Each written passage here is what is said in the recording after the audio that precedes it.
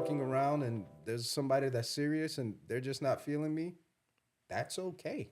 Got it. Everybody that knows Daryl is a jokey person. You're in my statement that I wrote down.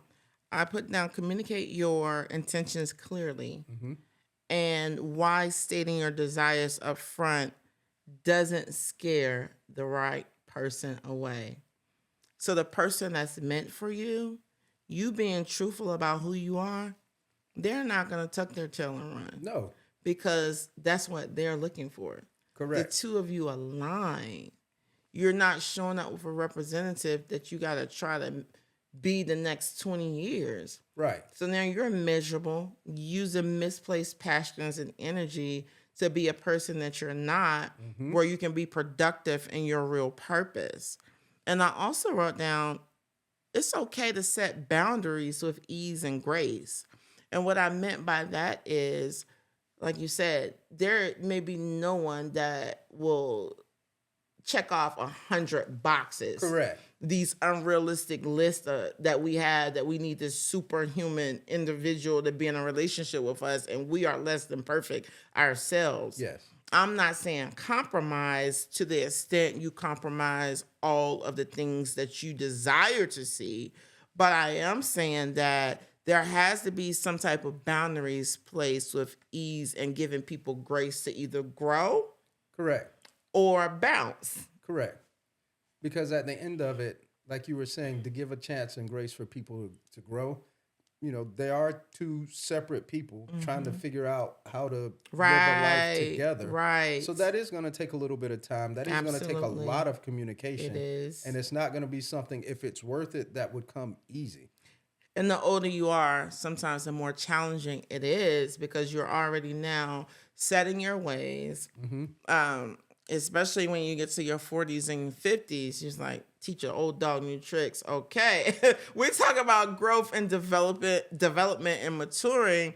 However, some of those things are deeply rooted in us. It takes a little bit more time. So now it goes to my next bullet, that because my wheels were turning when I was thinking about intentional dating, when to walk away versus adjusting your expectations.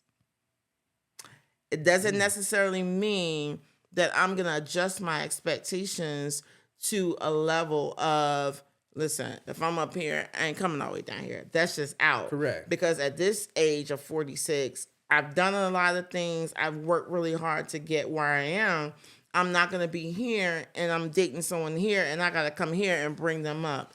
That's my no, right? That's my non-negotiable in life at this point. Yes. But what I am saying is that sometimes I've learned that some of my ways are a tad rigid and that they do need some adjustment. And I'll be honest, Lotus listeners, I have to. Some of those ways were built by way of trauma, by way of bad relationships, and placing guards and walls from other previous experiences.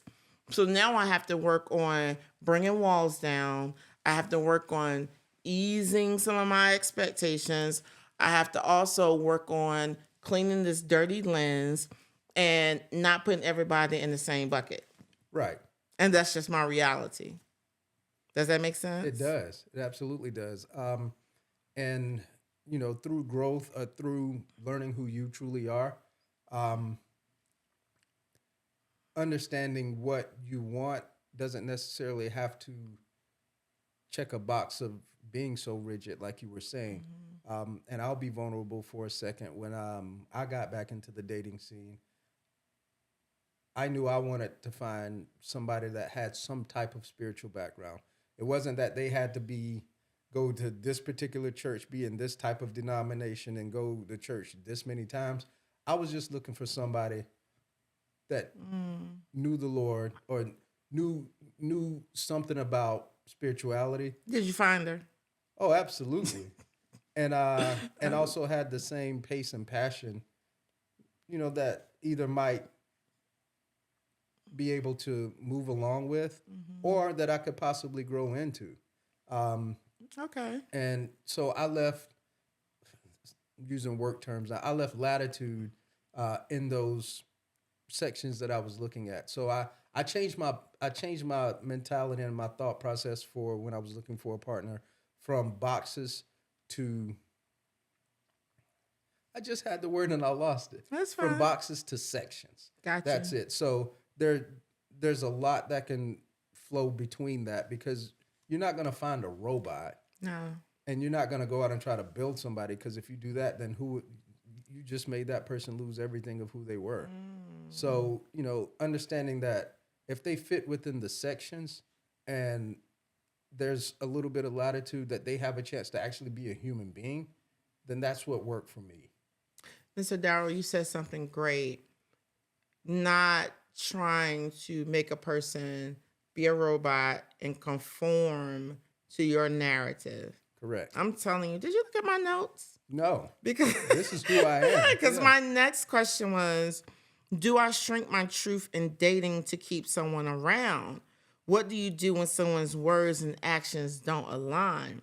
So I love what you said in regards to not trying to make another human being a robot, because if they don't align, I'll use that term, we've been using that, Right. align with what you see for your life, don't try to make them into who you want them to be. No. That would be the most uncomfortable relationship for the both of you. We're not going to start talking about narcissism tonight. We'll save that for another show. Correct. But having someone shrink their truth to align with your narrative, they're not being honest with themselves. They can't be, because if that person, the person that's being, for the lack of a better term, shrunk, they're just jumping from one hoop to another, trying to please their partner, because because they want the same thing. They want the relationship. But at that point, the other person isn't aligned with wanting a relationship. They're wanting control. They're wanting this person to be exactly what their dream was in their head when they woke up one day and say, that's who I'm going to have. This is who they're going to be. And like you said before, earlier in the show, after a while, years later, they wake up and they say, who am I? What am I doing? Why am I doing this? And all they were doing was jumping from hoop to hoop, trying to make sure that they were making the other person happy. And I think I'm speaking from experience on that part a little bit, because I've been quoted of being a people pleaser, and I've gone to therapy for that, to understand, Daryl, it's okay to say no sometimes. It is. Because you end up losing yourself, being tired, being miserable, being exhausted. And at the end of the day, once that people pleasing attribute leaves that relationship, most of the time that person does too. Right. Because you're no longer feeding something that they want you to feed for them. And 9 times out of 10, you're feeding a void that they are not even self-aware of. Correct. Or if they are self-aware, they just keep finding people to fill the void instead of doing the work. Right. Now I want to take that to the other spectrum, though. Okay. There are opportunities and there are situations that exist that allow you to find someone that truly loves you enough to see, hey, my partner, if they do these things, I see their potential. They would do this, this, and this, or they would do X, Y, and Z, so to speak.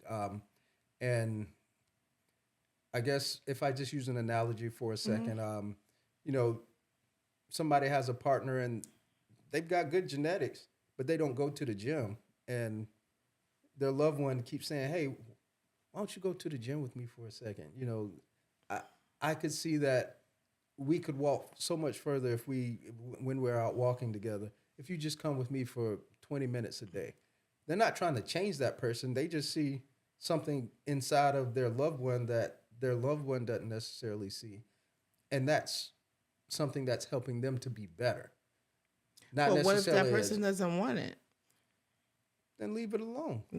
Leave that person or leave that alone? No, leave that topic alone. Okay.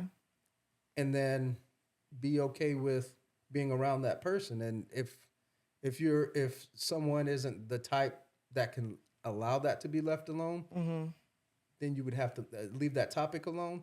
Then you need to leave that person alone, because over time, that's just going to frustrate you. What do you do when someone's words and actions don't align? So that's a question that I came up with. And I also answered it. I put moving on from misaligned connections without bitterness. Plain and simple. Yeah, I can see Taking that. the time to heal and do self-care.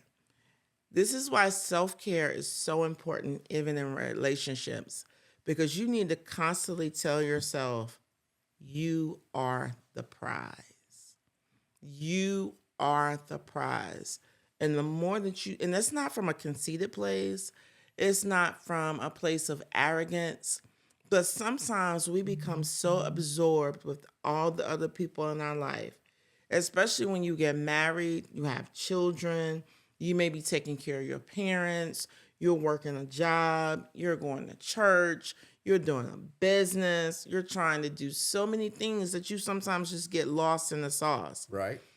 You have to have points of self-care to remind yourself that when this starts to get misaligned on my non-negotiables, misaligned with what I really desire, what my truth is, we got to have a conversation. Right. Can I throw a rock in the pond? I apologize for cutting across. Okay, no, go ahead. So what happens when rock in the pond? I want to call some waves real quick. Oh, do it. So what happens when both parties are thinking, I am the prize? You both are. Okay. But the important thing is for the person, for themselves, I am the prize. And because I am the prize, I'm not going to settle for anything less than what we can talk through. Got it. And communicate about. And then the person I'm with, they're a prize as well. So I need to treat them as such, right? Right. And we treat each other as such by having open, honest communications. And it goes with the next thing I said. In the times that it misaligns, then we have to walk away without there being bitterness. Correct. But that's a sign of maturity. Yes. That's a sign of growth. It's a sign of being self-aware and knowing who you are and what you desire.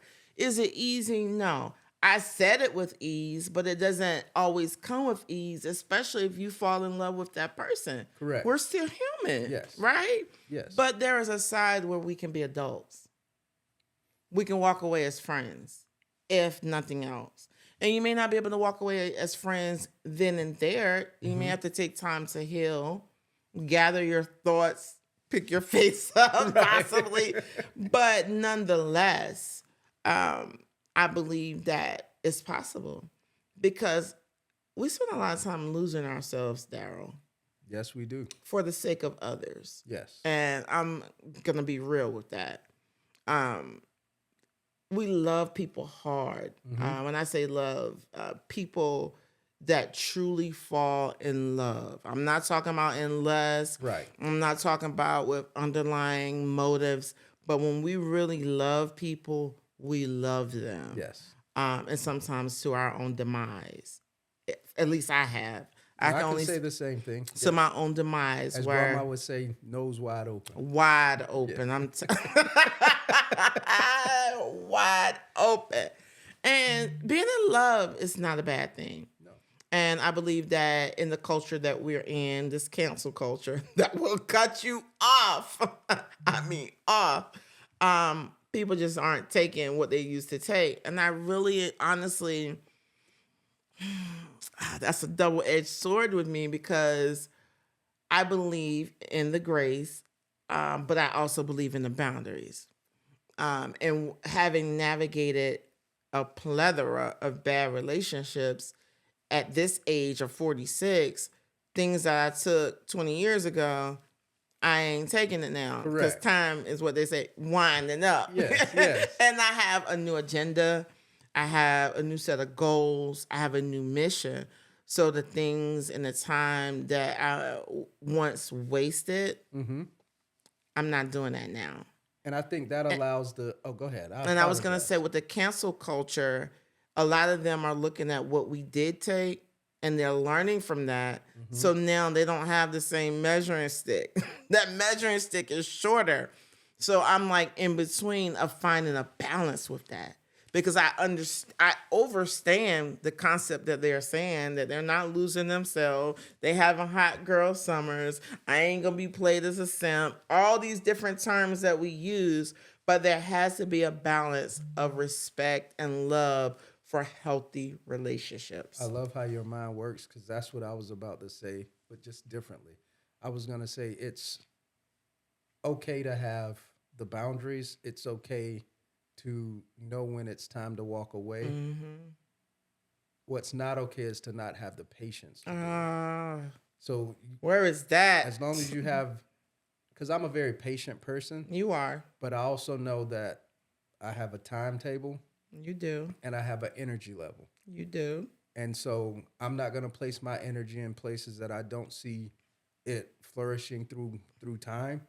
And I do have the patience enough to say, hey, this doesn't work, or I appreciate the experience, but at this point, I'm out here dating because eventually I want to have a long-term relationship. I want to get married. I said that on YouTube. You want to get married. But that's my agenda, but I'm not just jumping in every relationship saying, oh, I want to get married. No, I'm jumping in every relationship, figuring out, is this long-term or is this for a long time or just for right now? And then I can figure out, hey, we had some good times. Things didn't align the way we both thought. We both walked in with different expectations. It's a long time or a good time. Yeah. That's what they say. Well, I wasn't going to say it that way. This is Lotus Studies podcast. Come correct. Long time or a good time. I'm trying to be invited back next time.